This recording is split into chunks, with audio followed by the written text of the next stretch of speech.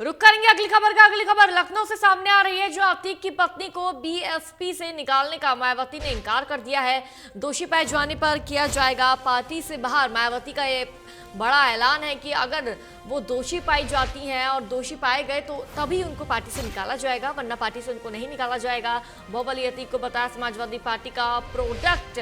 बसपा में बाहुबली विचारधारा के लिए कोई जगह नहीं है। अतीक के परिवार की संलिप्तता पाए जाने पर ही कार्रवाई की जाएगी। बड़ी जानकारी आपको बता रहे हैं कि लखनऊ से अतीक की पत्नी को बीएसपी बहुजन समाज पार्टी से निकालने पर मायावती का इनकार यहां पर सामने आया है। दोषी पाए जाने पर किया जाएगा पार्टी से बाहर। मायावती सुप्रीमो मायावती द्वारा कहा गया है कि दोषी पाए जाने पर ही उनको पार्टी से बाहर किया जाएगा और बाहुबली अतीक को समाजवादी पार्टी का प्रोडक्ट बताया है। आपको बता दें कि यहाँ पर अतीक अहमद को, बाहुबली अतीक अहमद को समाजवादी पार्टी का प्रोडक्ट मायावती ने बताया है। और बसपा में बाहुबली विचारधारा के लिए कोई जगह नहीं है। मायावती द्वारा ये भी कहा गया है कि बसपा में बाहुबली विचारधारा के लिए कोई जगह नहीं है। अतीक के परिवार के संलिप्तता पाए जाने पर ही कार्रवाई की जाएगी। बड़ी जानकारी लखनऊ से सामने आ रही है, जहां मायावती बसपा सुप्रीमो मायावती द्वारा बयान दिया गया है। अतीक की पत्नी को बीएसपी से निकालने पर मायावती ने इनकार कर दिया है। दोषी पाए जाने पर पार्टी से बाहर किया जाएगा। मायावती द्वारा ये कहा गया है कि अगर वो दोषी पाए जाते हैं तभी उनको पार्टी से बाहर निकाला जाएगा। और बाहुबली अतीक को समाजवादी पार्टी का प्रोडक्ट बताया है। साथ ही बसपा में बाहुबली विचारधारा के लिए कोई भी जगह नहीं है। मायावती द्वारा ये कहा गया है कि बसपा में बाहुबली विचारधारा के लिए कोई जगह नहीं है। अतीक के परिवार की संलिप्तता पाए जाने पर ही कार्रवाई की जाएगी।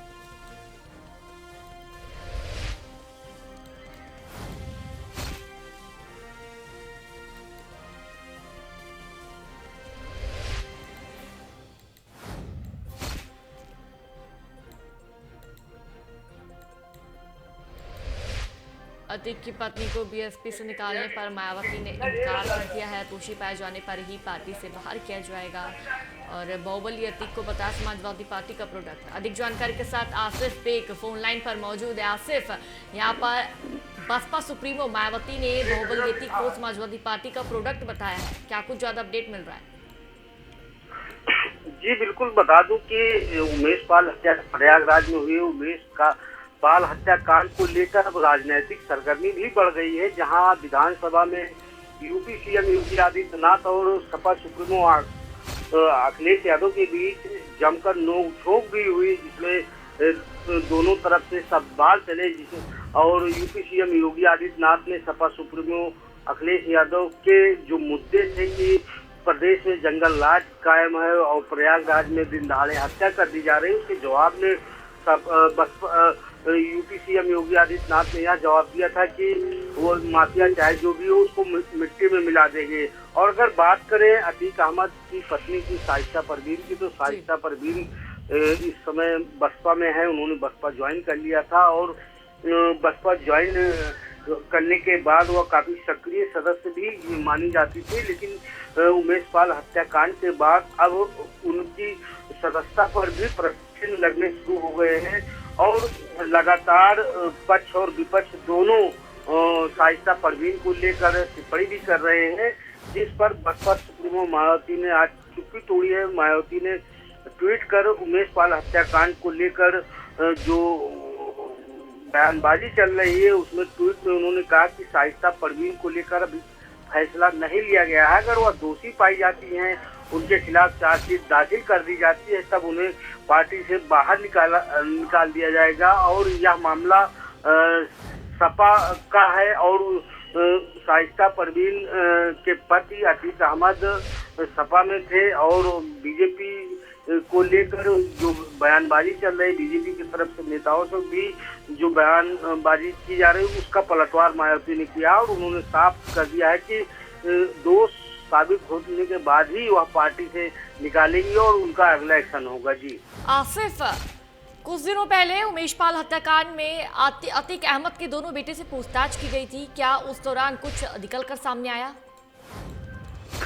जी बिल्कुल, बता दूं उमेश पाल हत्याकांड मामले को लेकर डीजीपी समेत कई अधिकारियों ने प्रयागराज में डेरा डाल दिया है और आरोपियों की गिरफ्तारी के लिए 10 टीमें भी गठित की गई हैं। फिलहाल जिस तरह से यह जो चौंकाने वाला मामला सामने आया, दिन दहाड़े उमेश पाल की हत्या कर दी जाती है और हत्या के बाद बड़े आसानी से जो है हत्यारे फरार भी हो जाते हैं और इस हत्याकांड ने एक नया रूप दे दिया है, राजनीतिक चर्चा का विषय बन गया है, क्योंकि हत्याकांड जिस दिन हुआ उस दिन विधानसभा में कानून व्यवस्था को लेकर जमकर हंगामा भी किया गया और इस कांड ने एक तरह से विधानसभा की कार्रवाई में तड़का लगा दिया।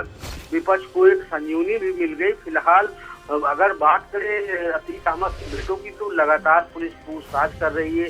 दर्जन भर लोगों को हिरासत में लिया गया और साथ ही साथ जो कार इस्तेमाल की गई थी हत्याकांड में, उसे भी पुलिस ने बरामद करने का दावा किया। फिलहाल जो मामला है काफी हाईलाइटेड मामला है और इस मामले के खुलासे को लेकर यूपी सीएम योगी आदित्यनाथ ने खुद जो है अधिकारियों को निर्देश दिया है कि जल्द से जल्द मामले का पटाक्षेप हो। लेकिन जिस तरह से दूसरा पहलू यह भी सामने आया है कि अतीक अहमद की पत्नी ने यूपी सीएम योगी आदित्यनाथ को पत्र लिखा है, जिसमें उन्होंने कहा है कि उनके पति की सुरक्षा की जाए, पुलिस उन्हें बेवजह परेशान कर रही है। तो यह भी इस मामले को लेकर भी पुलिस छानबीन कर रही, जांच कर रही है।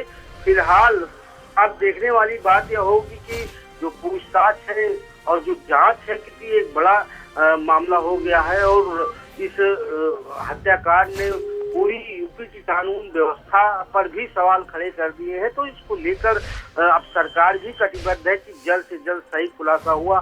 तो यही वजह है कि कई यूनिट की एसटीएफ भी इस हत्याकांड के खुलासे में लगा दी गई है। जी आसिफ, यहाँ पर बसपा सुप्रीमो मायावती ने कह दिया है कि जब तक इस पूरे मामले में अतीक अहमद की और शाइस्ता परवीन की संलिप्तता नहीं पाई गई, तब तक बसपा से उनको बाहर नहीं निकाला जाएगा। ऐसे में जो बाहुबली अतीक है, उनको बसपा सुप्रीमो ने समाजवादी पार्टी का प्रोडक्ट बताया। ऐसे में क्या समाजवादी पार्टी की तरफ से कोई बयान, कोई प्रतिक्रिया?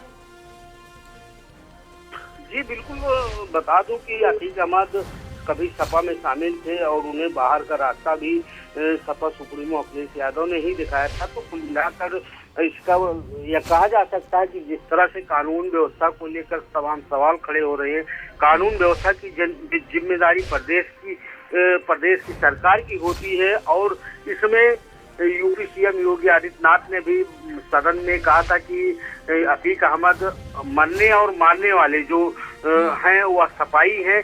तो इस बयान से पल्ला कानून व्यवस्था को लेकर नहीं झाड़ा जा सकता, क्योंकि बीजेपी के मंत्री ने साफ तौर पर कहा था कि मरने और मारने वाले दोनों सपाई। उनका कहने का मतलब था कि पूजा पाल जो विधायक है वो सपा विधायक है और उनके सगे भाई की हत्या हुई है और पूजा पाल के पति की हत्या हुई थी, जिसमें मुख्य गवाह उमेश पाल थे और जिसकी मुकदमे की पैरवी भी उमेश पाल कर रहे थे और मामले का फैसला भी आने वाला था। तो मुख्य गवाह उमेश पाल की हत्या कर दी गई। तो जिस तरह से बयानबाजी आ रही है उसमें कहीं न कहीं जो है इलाहाबाद प्रयागराज पुलिस भी पूरी तरह से नाकाम हो गई, क्योंकि दिनदहाड़े हत्या हुई और लाइन ऑर्डर का काम डीजीपी से लेकर शासन स्तर तक के अधिकारियों को होता है। यह मामला पूरी तरह से राजनीतिक दिखाए जाने की कोशिश की जा रही है। लेकिन अगर बात करें सच्चाई की, धरातल पर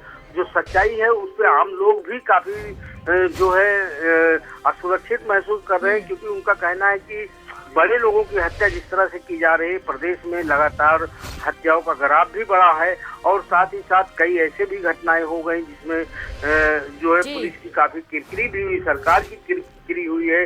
बात करें कानपुर देहात में माँ बेटी की जलकर मरने की, तो इसमें कई पुलिस वाले जेल भी गए हैं। तो कुल मिलाकर यह कहा जा सकता है कि अतीक अहमद जेल में बंद है और बाहुबली माने जाते हैं, जिनका सपा से कोई संबंध पहले कभी संबंध हुआ करता था, लेकिन सपा ने उनको बाहर कर दिया था। उनकी पत्नी की बात करें तो उनकी पत्नी शाइस्ता परवीन बसपा में है। तो कुल मिलाकर इस राजनीतिक दांव पेच में जो असल मुद्दे हैं कानून व्यवस्था को लेकर, इस पर ध्यान देना चाहिए। जी आसिफ, लगातार अतीक अहमद का ये मामला घेराता हुआ नजर आ रहा है और सियासी गलियारों में भी काफी हलचल देखने को मिल रही है। ऐसे में अब देखना होगा कि क्या कुछ इस पूरे मामले में नया एक्शन, नया मोड़ निकलकर सामने आएगा। फिलहाल आपका शुक्रिया तमाम जानकारी साझा करने के लिए।